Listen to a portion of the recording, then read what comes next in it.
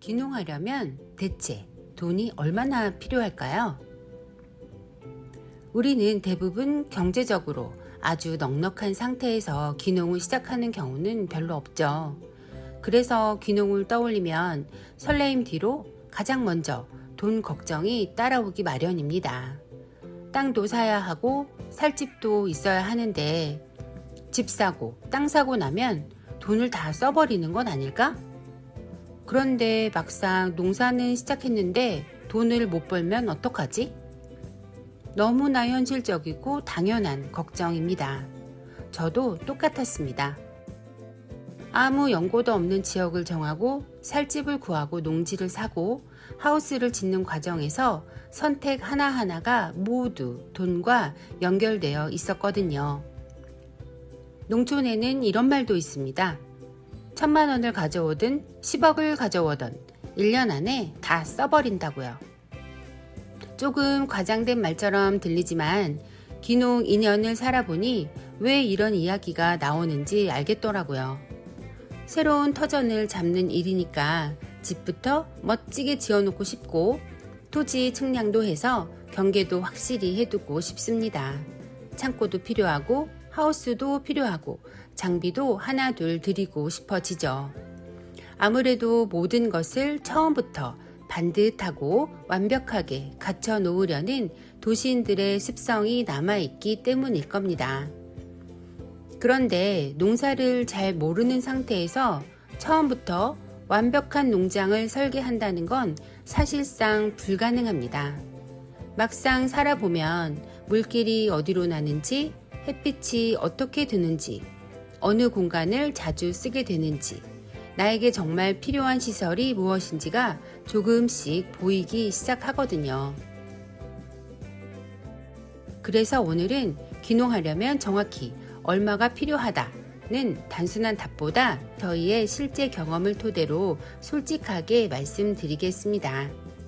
언젠가 귀농을 하고 싶으신 분 또는 이제 막 귀농을 시작한 분이라면 오늘 영상 끝까지 함께 해주세요. 여러분만의 귀농 계획을 현실적인 그림으로 만들어 가는데 조금이나마 도움이 되길 바랍니다.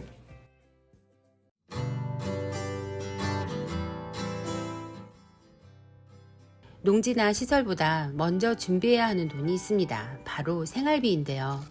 귀농할 때 최소 1년에서 1년 반 정도의 생활비는 농장 자금과 별도로 준비해 오시길 권합니다. 저희도 그렇게 준비했어요. 사실 그 예비비가 없었다면 어땠을까 생각하면 지금도 아찔합니다. 농업은 오늘 시작한다고 다음 달부터 바로 월급이 들어오는 일은 아니거든요. 땅을 준비하고 시설을 만들고 작물을 키우고 첫 판매가 이루어질 때까지 생각보다 긴 시간이 필요합니다. 그동안에도 먹고 살아야 하고 예상하지 못한 수리비나 장비 비용도 계속 생기고요. 그래서 귀농의 기본 조건을 딱 2가지로 압축한다면 일단 거주할 집, 그리고 최소한 1년에서 1년 반 정도 버틸 생활비라고 말씀드리고 싶습니다. 농림축산식품부의 2025년 귀농귀촌 실태조사에 따르면 귀농 가구의 월평균 생활비는 173만 원이었습니다. 귀농 전 월평균 생활비는 239만 원이었고요. 그러니 약 27.6% 줄어든 셈이죠. 월 173만 원 기준으로 1년 반을 단순 계산하면 약 3,100만 원 정도가 되는데요. 물론 가족 수와 생활 방식에 따라 차이가 있을 수 있겠고 여기에 주거비와 농장 투자비는 별도고요. 저희는 귀농 후 생활비가 많이 줄었습니다. 옷도 덜 사게 됐고 특히 비싼 옷은 더더욱 필요하지가 않더라고요. 농촌에서는 편하고 튼튼하고 일하기 좋은 옷이 최고거든요. 그리고 외식비도 많이 줄었어요. 특히 서울에 살 땐 저녁 식사나 술자리, 유흥 등에 들어가던 비용이 저희의 경우에는 거의 80에서 90% 정도 줄었습니다. 물론 이 부분은 사람마다 다르겠죠. 가끔 이런 생각이 들 때도 있습니다.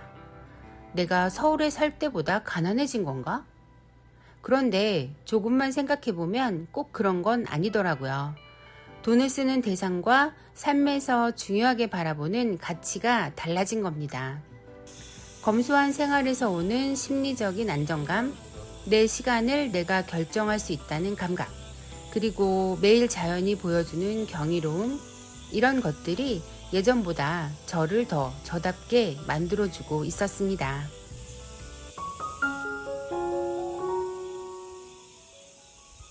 특히 저희처럼 아무 연고도 없는 지역을 처음부터 찾아가야 하는 분들에게는 이 과정이 정말 막연하게 느껴질 수 있습니다. 여기서 꼭 말씀드리고 싶은 것이 하나 있어요. 도시에서 아파트를 사듯이 농지나 농촌주택을 덜컥 구입하는 것은 추천하지 않습니다. 농지와 농촌주택은 도시의 아파트보다 다시 팔기가 훨씬 어렵습니다. 황금성이 낮다는 뜻이죠. 게다가 농지의 위치와 환경은 앞으로 하게 될 농업의 방식은 물론 남은 삶의 모습까지 바꿀 수 있습니다. 싸다는 이유만으로 선택해서는 절대 안 됩니다. 농로는 있는지, 물은 충분한지, 배수는 잘 되는지, 전기는 끌어올 수 있는지, 일조량, 주변 환경은 어떤지까지 직접 확인해야 해요. 가능하다면 사기 전에 계절을 달리해서 여러 번 가보는 것이 좋죠. 저희 경우는 연고 없는 곳에 정착을 하다 보니 우선 집을 임대하게 되었었는데요. 의외로 시골집이 당근에 올라오는 경우가 꽤 있어요. 저희도 당근에서 24년경에 25평 정도 되는 펜션형 주택을 4,500만 원 전세로 구했습니다. 처음엔 너무 저렴해서 놀랐는데 나중에 알아보니 그 지역에서는 크게 이상한 가격도 아니더라고요. 연고가 있는 분들은 아무래도 집이나 땅을 알아보는 일이 조금 더 수월할 수 있습니다. 농촌은 도시처럼 모든 매물이 온라인에 정리되어 있지 않은 경우가 많아서 지역에 아는 사람이 있다는 것 자체가 큰 정보력이 되기도 하거든요. 연고가 없다면 정부의 농촌 빈집은행을 살펴보거나 각 지자체에서 운영하는 농촌에서 살아보기 같은 프로그램에 참여하는 것도 좋은 방법입니다. 이런 정보는 귀농귀촌 통합 플랫폼인 그린대로에서 찾아볼 수 있어요. 특히 살아보기 프로그램을 통해서 지역과 인연을 맺으면 실제 생활 환경을 확인하는 것뿐 아니라 이후 농지 구입이나 작물 선택, 지자체 지원 사업에 관한 정보를 가까이에서 접할 수 있다는 장점이 있어요. 저희도 농촌에서 살아보기를 해보고 싶었지만 공급은 적고 신청자는 많다 보니 타이밍이 맞지 않아 참여하지 못했는데요. 미리미리 검색해서 정보를 알아두는 건 큰 도움이 되겠죠? 지금 돌이켜보면 귀농을 준비하면서 가장 고민이 컸던 시기는 바로 어느 지역으로 갈 것인가를 결정할 때였던 것 같아요. 그런데 신기하게도 지역을 정하고 나니 그 다음부터는 일이 조금씩 앞으로 나가기 시작했습니다.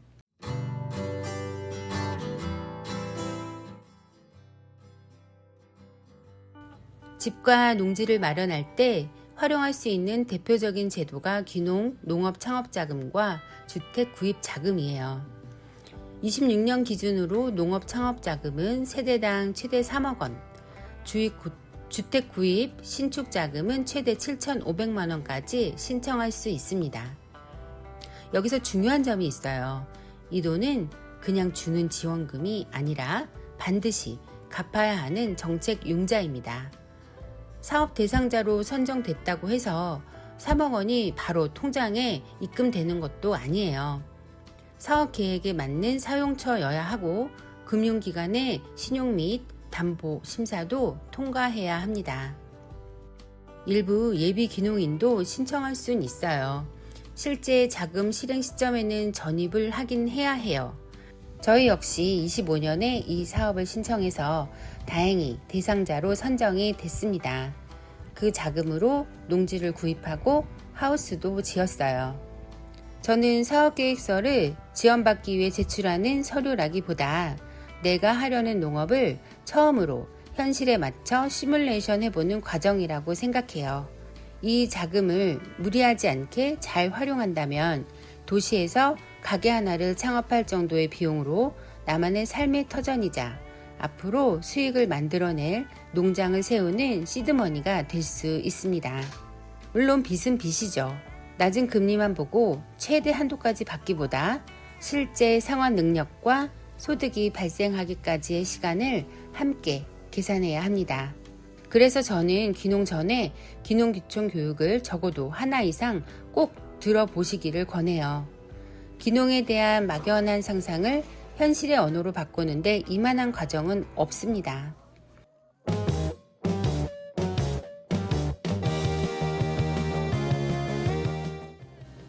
이제 가장 현실적인 질문을 해보겠습니다. 농업으로 정말 돈을 벌 수 있을까요? 25년 귀농귀촌 실태조사에 따르면 귀농 가구의 첫 해 연평균 가구 소득은 2,534만 원이었고 5년 차에는 3,300만 원으로 약 30.2% 증가했습니다. 그렇다면 귀농 5년차 가구의 소득 3,300만 원 가운데 농업으로 번 돈은 얼마였을까요? 평균 농업소득은 1,539만 원이었습니다. 나머지에는 농업의 경제활동에서 얻은 소득과 이전 소득 등이 포함되어 있죠. 참고로 2024년 전체 농가의 평균 가구 소득은 5,060만 원이었어요. 이 숫자를 보면 어떤 생각이 드시나요? 그렇게 땀 흘려 일했는데 농업 소득만으로 생활비도 충당하기 어렵다면 과연 비전이 있는 거 맞아? 라는 생각이 드는 것이 당연합니다.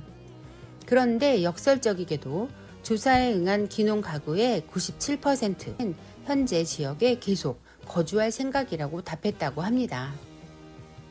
소득만으로는 설명되지 않는 농촌 삶의 가치가 분명히 있다는 뜻이겠죠. 농업도 엄연한 사업입니다. 재배 기술뿐 아니라 원가, 생산량, 판매 가격, 판로까지 함께 알아야 하죠. 그래서 농업기술센터의 교육이나 선도 농가 현장 실습을 통해 충분히 배우고 경험해 보는 것이 매우 중요합니다. 해당 지역에서 오랫동안 재배해온 특산물을 작목으로 검토해 보는 것도 좋은 방법이에요.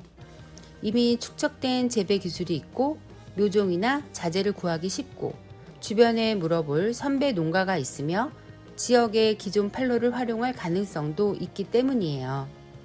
조건이 맞으면 첫 해부터 매출을 만드는 데도 도움이 될 수 있습니다.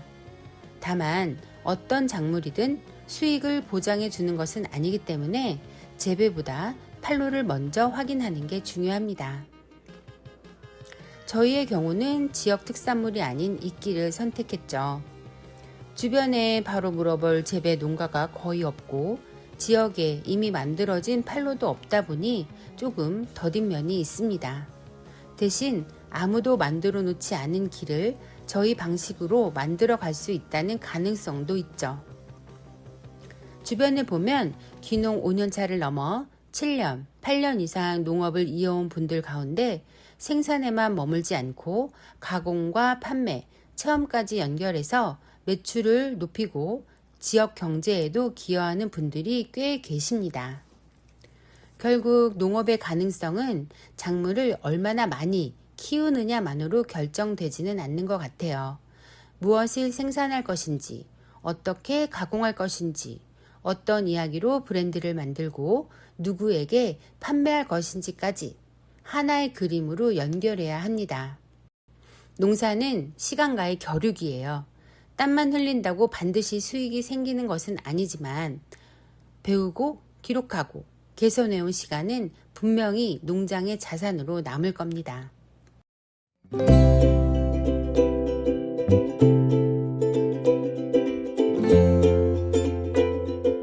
귀농귀촌 교육을 받다 보면 약 300평 이상의 농지에서 농사를 지으면 농업 경영체에 등록할 수 있다는 설명을 듣게 됩니다. 저는 지난해 9월에 농업 경영체 등록을 마쳤고 제 영농기간과 용건을 충족하게 되는 2027년부터는 공익직불금을 신청할 계획입니다. 현재 정액 지급액은 연 130만 원입니다. 보다 자세한 내용은 농업이지 홈페이지를 참고하세요. 댓글로 남겨놓을게요. 이 금액은 작다면 작고 크다면 큰 액수인데요. 이 외에도 농촌에 살면서 찾아보면 이렇게 생활과 영농에 보탬이 되는 제도가 몇 개 있습니다. 지역 농협의 조합원 자격을 갖추면 영농자재나 건강검진 같은 복지 지원을 받을 수 있는 곳도 있고요. 다만 지원 내용은 조합마다 차이가 있으니 확인해 봐야 하고요. 건강보험도 조건을 갖춘 지역 가입자라면 농어촌 지역 거주에 따른 22% 경감과 농업인 보험료 지원을 받을 수 있습니다. 보험료 부과 점수에 따라 최대 50%까지 감면을 받을 수 있어요. 저는 현재 50% 감면 혜택을 받고 있는 중이에요. 이 금액만으로도 고정 지출이 많이 줄어서 도움이 되고 있습니다. 그리고 국민연금도 농업인 요건을 충족하면 보험료의 일부를 지원받을 수 있어요. 26년 기준으로는 소득에 따라 보험료의 절반 혹은 월 최대 53,350원까지 지원됩니다. 물론 이런 혜택 때문에 귀농을 결심하는 사람은 거의 없을 거예요. 그래도 소득이 안정되지 않은 귀농 초기에는 이런 작은 지원 하나하나가 생활을 줄이는 데는 분명 도움이 됩니다.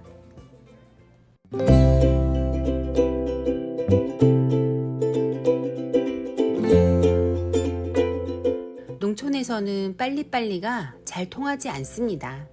오히려 느리게, 차분하게 순서를 지키며 한 단계씩 밟아가는 것이 결국 가장 빠른 길이 된답니다. 시행착오를 줄이는 것이 곧 시간을 버는 일이 되는데요. 얼마 전 한 청년이 땀 흘려 일한 것만으로도 내 집에서 안락하게 살 수 있는 나라를 바란다는 말을 하는 것을 들었습니다. 그 말을 들으며 저는 농촌의 삶을 떠올렸는데요. 물론 농촌이라고 모든 문제가 해결되는 것은 아니죠. 하지만 적어도 내가 일한 만큼 내 공간이 달라지고 내가 쌓은 시간이 눈앞의 풍경으로 남는 삶은 어느 정도 가능하다고 생각합니다. 농촌에서는 지역 주민과의 관계도 매우 중요한데요. 도시에서는 혼자서도 대부분의 일을 해결할 수 있지만 농촌에서는 서로의 경험과 장비, 정보 등이 연결되면 혼자서는 만들기 어려운 결과를 만들어내기도 한답니다. 지역의 모임이나 단체에 참여해도 좋고 농업기술센터의 교육을 꾸준히 듣는 것도 좋습니다. 농업기술센터 강의는 무료인 경우가 많고 교육 이수 시간을 쌓아두면 향후 지원 사업이나 보조 사업을 신청할 때 큰 도움이 된답니다. 마을 발전 기금이라고 들어보셨나요? 도시에서 온 분들에게는 낯선 단어이죠. 마을 발전 기금은 그동안 주민들이 함께 조성하고 관리해온 마을 환경과 공동체 운영에 새로 들어온 주민도 참여한다는 의미로 모으는 경우가 많습니다. 마을의 일에 내 목소리를 내고 구성원으로서 내 몫을 함께 하는 비용이라고 생각하면 조금 다르게 보일 수도 있어요. 저희 마을의 경우에는 오히려 저희가 마을의 한 주민으로서 먼저 내고 싶다고 말씀드렸고 마을 회의를 거쳐서 결정된 100만 원을 내게 됐습니다.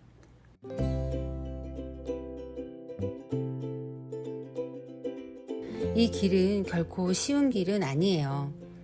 회사도 힘든데 농사나 지어볼까? 하는 마음으로 시작하기에는 농업이 생각보다 훨씬 복잡하고 어렵다는 사실을 말씀드리고 싶어요.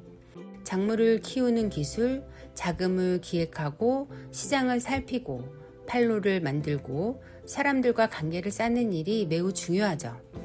하지만 내가 농업으로 내 새로운 삶을 만들겠다는 뜻이 분명하고 진정성 있게 준비하고 작게 시작해서 꾸준히 성장해 나갈 수 있는 것을 실천할 수 있다면 도전해 볼 만한 가치는 충분하다고 생각합니다. 저희 무령초 농장도 아직 완성된 농장 아니에요. 지금도 배우고 실패하고 다시 고치면서 저희만의 터전을 만들어가고 있는 중입니다. 그래서 앞으로 성공한 모습만 보여드리기보다 그 과정에서 실제로 얼마가 들었는지, 어디에서 막혔는지, 무엇을 다시 선택하고 싶은지 등을 솔직하게 나누는 장으로 만들어 보겠습니다. 저희 기존에 제작된 영상 중에는 비닐하우스 시공기나 전기 설치, 관정 공사 등에 대한 영상은 이미 만들어 둔 게 있고, 귀농귀촌 자금을 신청해서 받기까지의 과정도 상세히 올려놓은 영상이 있으니 궁금하신 분들은 참고하시면 좋을 것 같아요. 그리고 제가 영상에서 언급한 그린대로나 농업이지 등 링크는 고정 댓글로 남겨놓았으니까 본인에게 맞는 조건을 알아보는데 참고하셨으면 좋겠습니다. 또 귀농을 준비하고 계시다면 지금 가장 막막한 것이 무엇인지 댓글로 남겨주세요. 저희의 경험 안에서 솔직하게 답해 보도록 하겠습니다. 긴 영상 시청해 주셔서 감사드립니다. 지금까지 공주 이끼팜 무령초였습니다. 감사합니다.